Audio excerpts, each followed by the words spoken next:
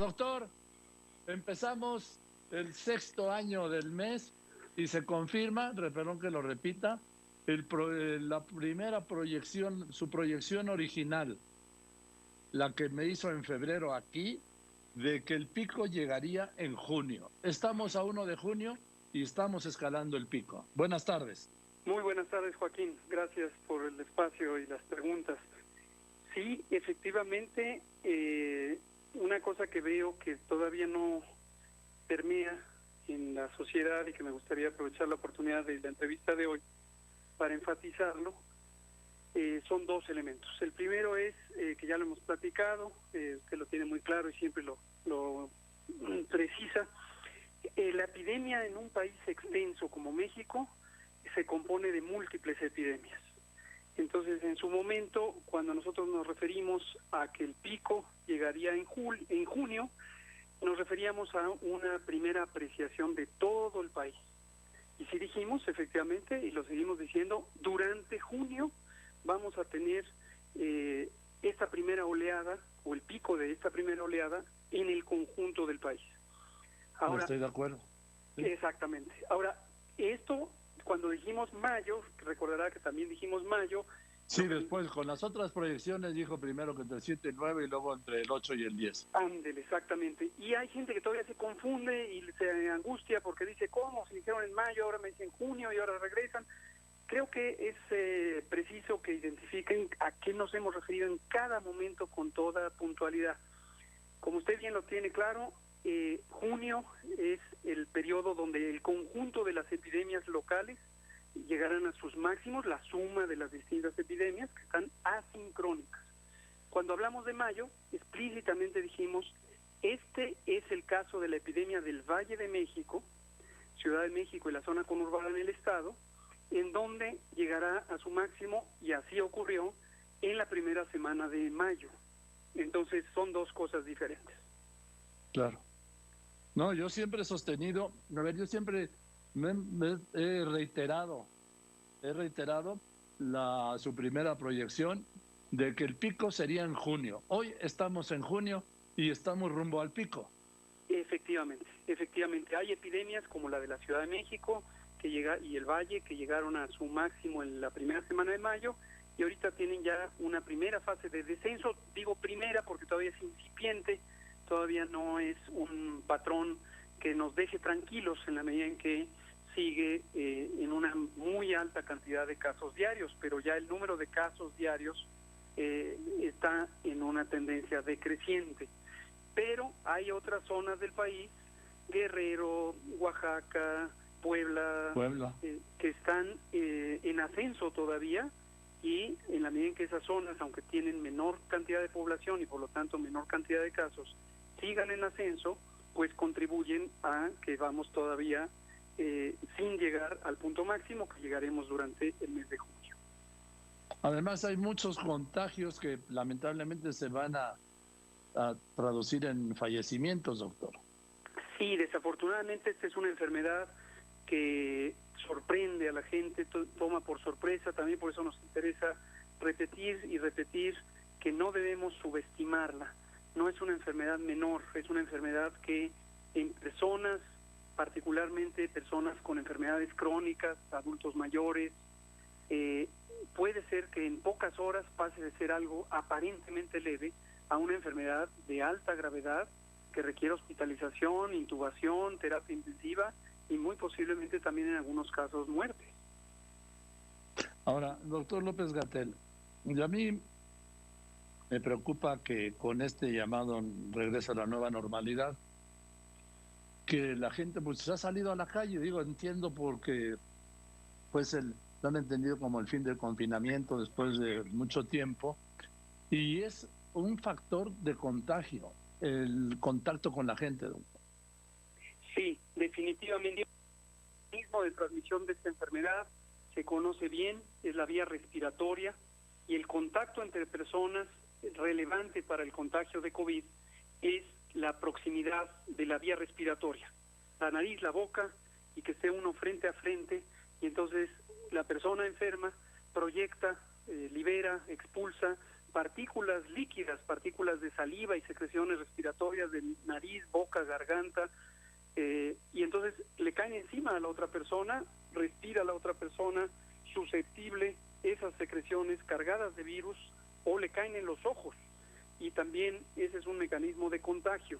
Entre más cerca esté uno, si uno está a menos de 2 metros o metro y medio, hay una altísima probabilidad de que una persona que esté enferma, que esté con el virus en altas cantidades en esas secreciones respiratorias, pues transmita. Y en la medida en que esta nueva normalidad implica cautelosamente ir recuperando algunas de las actividades públicas, concretamente ahorita solamente las que corresponden a las actividades esenciales, en la medida en que todo el país encuentra su semáforo de riesgo COVID en rojo, pero aumenta la cantidad de personas en el espacio público con estas actividades esenciales, y eso puede contribuir a que se expandan los contagios. E incluso, como ha señalado la Organización Mundial de la Salud reiteradamente, doctor López-Gatell, una segunda oleada. Sí, efectivamente, una epidemia que todavía está activa. Cuando no se toma en cuenta estos elementos de evaluación del riesgo, y si se liberaran demasiado rápido o demasiadas actividades públicas, habría un número mayor de personas en el espacio público moviéndose en mayores proporciones, y eso llevaría a la expansión de la epidemia. Por eso hemos enfatizado también, y le aprecio mucho que con su entrevista nos ayude a que esto quede claro en la conciencia pública: la epidemia no ha acabado, lejos está todavía de acabar, y por lo tanto las medidas de seguridad sanitaria, que se basan fundamentalmente en este aspecto de no salir a la calle, deben permanecer. Ahora están en manos de los 32 gobiernos estatales, quienes tienen la facultad de hacerlas cumplir y de estar en su momento con la posibilidad de poner otras medidas que consideren restrictivas para la movilidad pública, con el solo ánimo y propósito técnico de que se reduzcan los contagios. Ahora, doctor López-Gatell, yo sí creo que este es el momento de mayor riesgo, si me lo permite usted decir, porque la gente ha salido en tropel a la calle, y muchos, hoy por la mañana voy a tener un reportaje en un momento sobre el metro Pantitlán, y hay mucha, de mayor riesgo por la cercanía de las personas, ¿sí, doctor? No están, perdón que lo diga así, pero hay una mayoría que no está entendiendo que esto continúa y que se puede crear el peor momento. Así es, nos preocupa mucho. Durante todo el fin de semana estuve en contacto con la doctora Claudia Sheinbaum, hoy desde muy temprano, y acabo de terminar una sesión de trabajo con ella, y estoy por tener la oportunidad de hablar con el gobernador Alfredo del Mazo, quien muy amablemente me quiere comentar algunos elementos de lo que está viendo en el Estado de México. Creo que particularmente en la zona metropolitana del Valle de México, tanto en ambos gobiernos estatales, la Ciudad de México y el gobierno del Estado de México, ha sido muy importante la sincronía que tienen estos dos gobernantes y su enorme responsabilidad sobre el tema técnico. Y nuestra postura es que hay que apoyarles a que la población mantenga claridad de que el riesgo sigue. Coincido con usted que el riesgo en este momento es el máximo que hemos tenido desde que inició la epidemia de COVID en México, en la medida en que estamos con la mayor cantidad de contagios. Por eso hablaba de que en la zona metropolitana esta reducción es incipiente, es real, pero es muy incipiente, porque la cantidad de personas enfermas, sobre todo en los últimos 14 días, que es la medida del impulso que tiene la epidemia, el momentum poblacional, como se llama técnicamente, es muy alto, muy, muy alto. Ahora, doctor López-Gatell, a ver, yo sé que usted no es el secretario de Educación Pública, claro, pero usted me puede decir algo, porque hay una enorme confusión en cuanto al regreso a clases. Usted, como responsable de cuándo se vuelve a clases, porque me lo dijo a mí el secretario de Educación Pública, Esteban Moctezuma, que sería a su señal o a la señal del Consejo, hoy no se volvió a clases, ¿o sí? No, definitivamente no. El sistema educativo nacional, tanto en su componente público, que es el mayoritario, como el privado y el social, todos, absolutamente todos los elementos del sistema educativo nacional, todos los niveles educativos, todas las organizaciones educativas, todos los planteles educativos deben permanecer cerrados hasta que no exista un semáforo en verde. Y verde es el nivel de menor peligro, y es cuando se vea concretado que por muchos días seguidos no existe un incremento del número de casos, se está reduciendo las hospitalizaciones y por lo tanto se empiezan a desocupar los hospitales, y también la detección diaria de casos se va encontrando con que el porcentaje de personas con COVID, es decir, en las que se confirma la presencia del virus, va en reducción. El maestro Esteban Moctezuma ha sido sumamente cooperador para la salud pública. Recordar que precisamente por la iniciativa de él y del Consejo Nacional Educativo, que está donde se representan las 32 secretarias y secretarios de educación, nos dio la oportunidad de arrancar las actividades de la Jornada Nacional de Sana Distancia. Fue el primer elemento.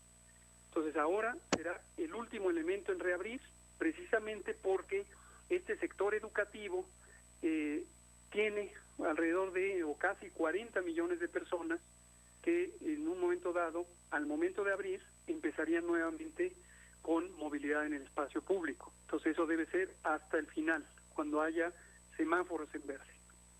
O sea que, por lo que vemos en los próximos días o en las próximas semanas, no habrá regreso a clases, ¿no, doctor López-Gatell? No habrá regreso a clase. El calendario educativo que ya presentó el maestro Esteban Moctezuma públicamente y que lo conversó con sus pares estatales, los 32 secretarias y secretarios de educación pública en los estados, incluyendo la autoridad educativa de la Ciudad de México, muestra una disposición de que esto hasta el mes de agosto es cuando se retomarán las clases. Seguirán, sin embargo, y eso ha sido una contribución muy positiva, las actividades electrónicas en línea, virtuales, sí, que han permitido la continuidad de la educación, particularmente de los niños escolares, y también de la educación media, y eso ha sido muy positivo, pero no salir a la calle, no se abren los planteles hasta agosto. Hasta clases hasta agosto, ya, lo que queda ya bien claro para que cada quien se programe, ¿no? Exactamente. Bien, yo le reitero, doctor López-Gatell, bueno, siempre ha sido muy generoso conmigo en sus explicaciones y en aceptar mis llamadas, pero yo veo reitero, ya sé que soy reiterativo, pero ahora sí, como ¿se acuerda aquel día que dijo usted que no quería ser reiterativo? Yo le dije, sea reiterativo, ¿sí? Es que yo también lo soy, doctor López-Gatell, y yo insisto en que este es el momento de mayor riesgo por las posibilidades de un mayor contagio. ¿Está de acuerdo? Estoy completamente de acuerdo, aprecio la reiteración en este caso, porque en la medida en que la sociedad expanda este mensaje, alguna vez en las conferencias vespertinas pedí atentamente a la sociedad que quien escuche este mensaje se encargue propositivamente de replicarlo en al menos 5, ahora vamos a decir que en al menos 10 personas conocidas. El mensaje debe ser muy claro y muy simple. No se ha acabado la epidemia, es el momento de máximo peligro, deben continuar las actividades de la jornada de sana distancia, ahora ya no como carácter nacional, pero en este momento, en la medida en que todo el país está con el semáforo en rojo, sí es en todo el país, atendiendo a las disposiciones de los gobiernos estatales. Me queda muy claro y estoy totalmente de acuerdo. Además, doctor, le puedo hacer una pregunta. El otro día he leído que lo han criticado mucho por una respuesta que dio usted a una senadora del PAN en su encuentro virtual que tuvo con el Senado. ¿Es si le faltó el respeto y si se le faltó le ofrecería una disculpa? ¿Cree que se le faltó? Yo no considero haberle faltado el respeto, pero un principio que he guardado siempre es que si una persona percibe alguna intención, tono de voz, contenido, enfoque que le pudiera resultar ofensivo, merece ser tomada en cuenta, sea quien sea. Y por supuesto que en todo momento estoy en disposición de expresar mi disculpa. No es mi intención, no ha sido nunca ofender a nadie.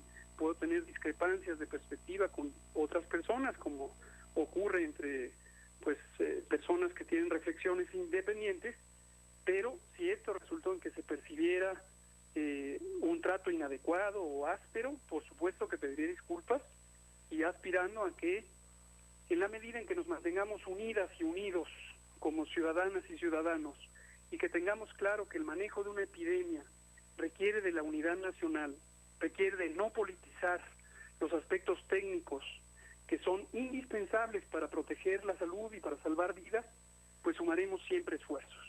¿Sí? La falta de una disculpa es el factor que se interpone entre la disposición de cualquiera para sumar a las causas nacionales de una manera unificada. Por supuesto que con mayor razón extraeré esa disculpa. Venga, pues gracias, doctor López-Gatell, y estamos pendientes como siempre, ¿no? Muchísimas gracias, Joaquín, por supuesto, con todo gusto. Gracias, que esté muy bien, es el doctor López-Gatell reiterando, estamos en el momento de mayor riesgo. Como todos los semáforos están en rojo, todos menos el de Zacatecas, pero todos los 31 entidades están en rojo, hay que llevar la práctica de los días de la sana distancia, de la etapa de la sana distancia. Esto no se ha terminado, al contrario, entramos en el momento de mayor riesgo y de mayor peligro de contagio por el desconfinamiento y por el inicio de esta etapa de lo que se ha llamado nueva normalidad, que comienza hoy. Yo quiero insistir en eso. Si usted puede quedarse en su casa, quédese en su casa. Si usted puede evitar tener reuniones, evítelas. Y si lo hace, respete la sana distancia y exija que se respete, y use el tapabocas o el cubrebocas, la careta si puede, los guantes. Es decir, esa puede ser la diferencia, insisto, entre la vida y la muerte.